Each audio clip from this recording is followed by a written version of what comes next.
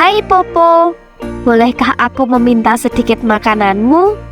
Aku sedang lapar nih, dan sepertinya buah apelmu itu tampaknya banyak sekali.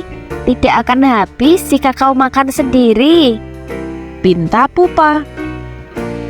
Hei Pupa, ini kan makananku, dan aku akan tetap memakan semua makananku. Tidak mau aku berbagi makanan denganmu.